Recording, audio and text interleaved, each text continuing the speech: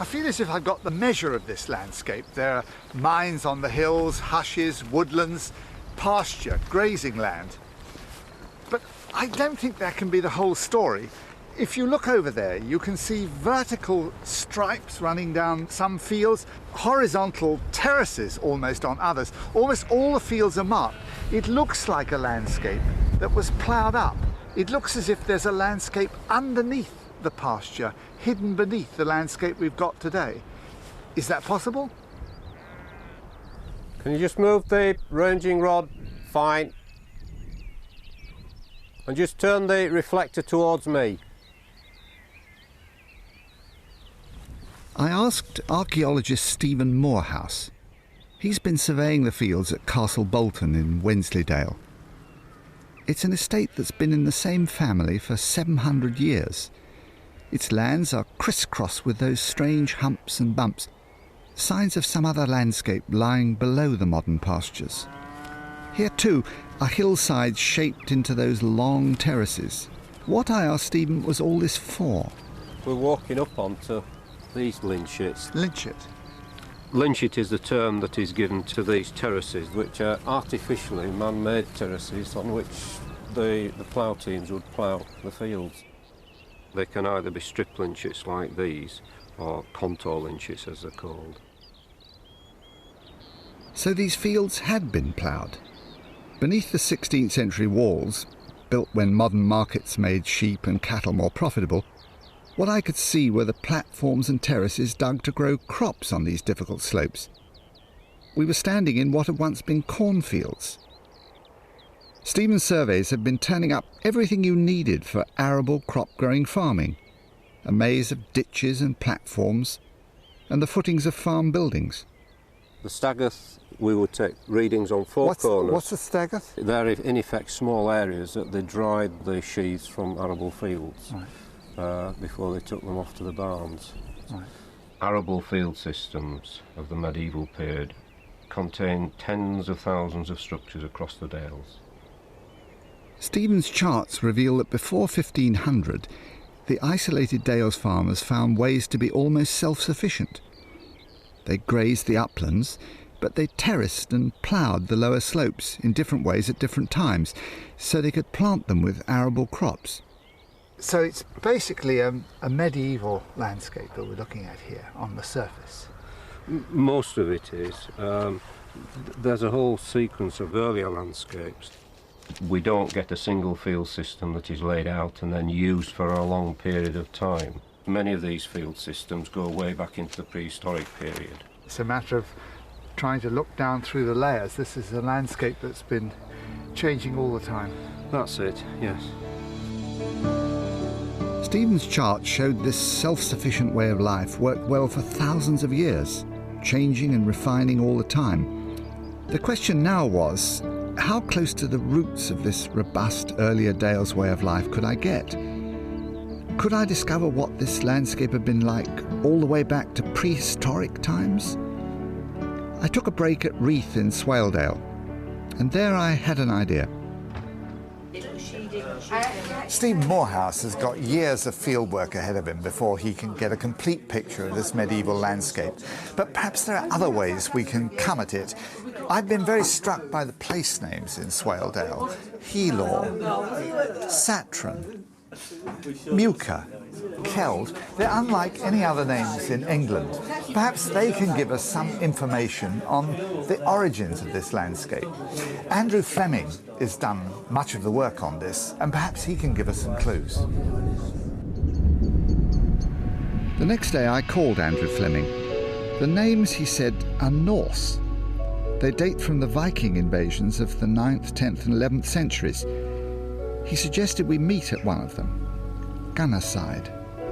Its real name, its own name, is Gunnarsett, which means the pasture of Gunnar, good old Norse name. Are there any other Norse place names around here? Yes, there are quite a few. Beyond Gunnarside, you've got Satron, which means at the pastures really.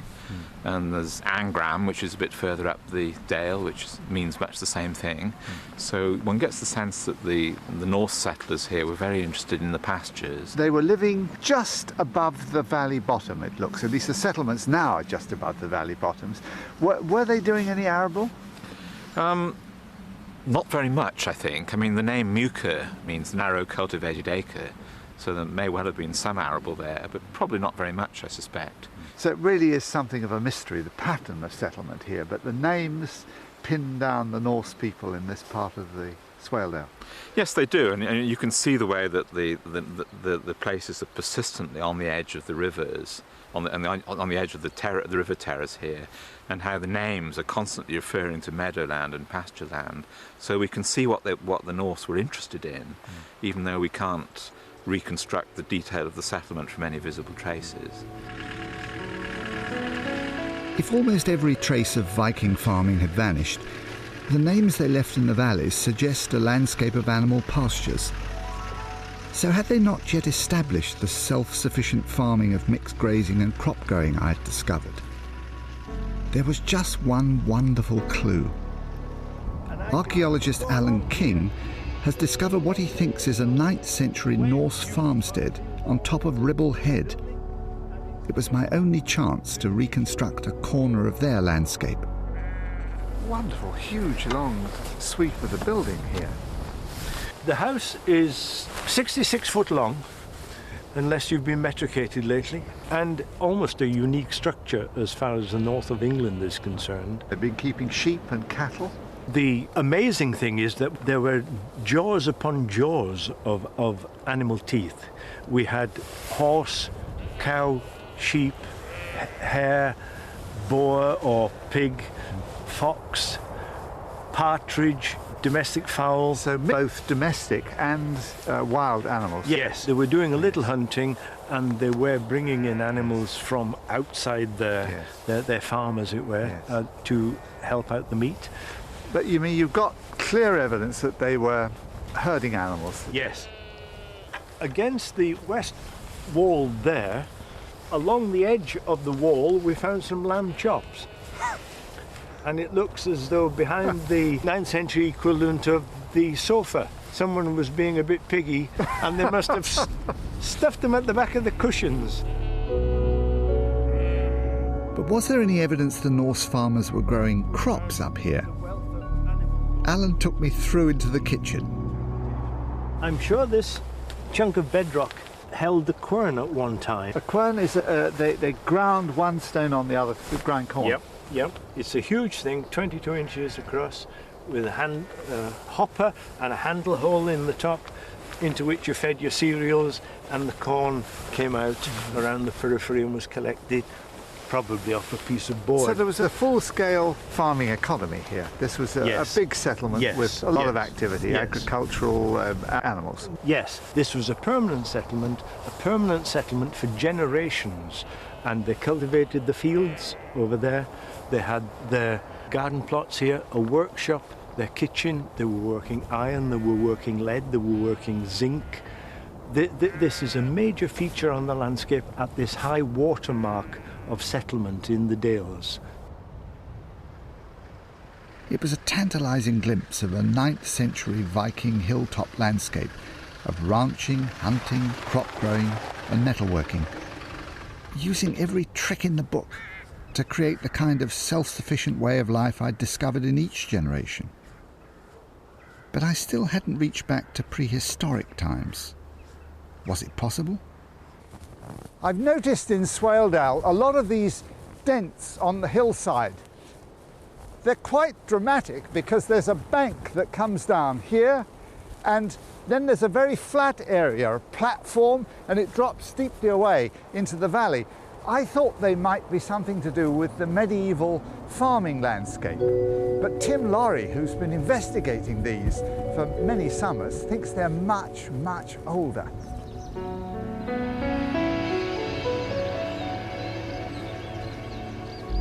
Next morning, Tim took me up the other side of the dale where I could see the pattern of platforms as they spread along through the fields.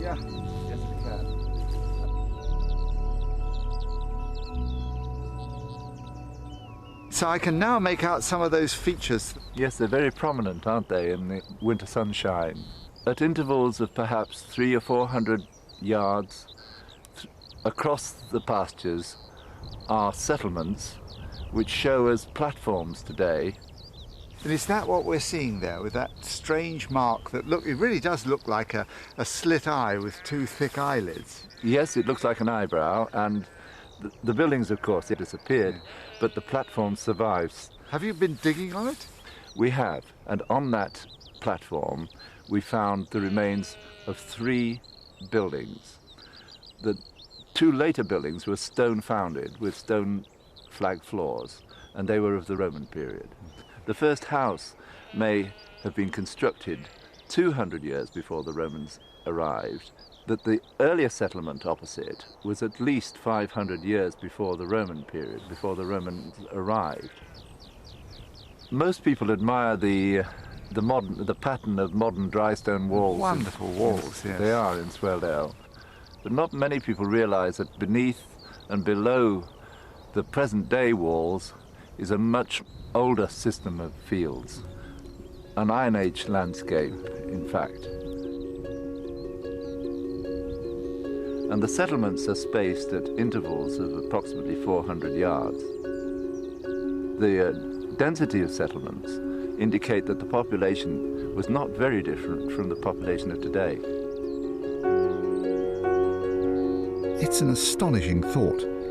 Swaledale 3,000 years ago, and the same population as today. Near the platforms where the houses were built, Tim has found traces of their fields, running in dead straight lines right up onto the moor. The rich Dales landscape we have now is the product of skillful management stretching over millennia. Before leaving the Dales, I returned to the cottages I'd seen from the cowhouse back at Hazelbrow Farm. Now I knew they fitted into a succession of extraordinary landscapes, as each generation had discovered its own way to work these valleys. The Yorkshire Dales are a place full of great surprises. These cottages are used for sheep now, but they were miners' cottages. Right up high on the moors here, this was an industrial landscape, the lead mining going back to the time of the first Elizabeth. And then in the valley, which is pasture now, beneath that there's a secret medieval farming landscape, and indeed right onto the tops of the hills, 3,000 years ago, there are as many people living in the Dales as there are now, farming away. So the Yorkshire Dales, apart from being a place of great beauty, is also a place of wonderful secrets.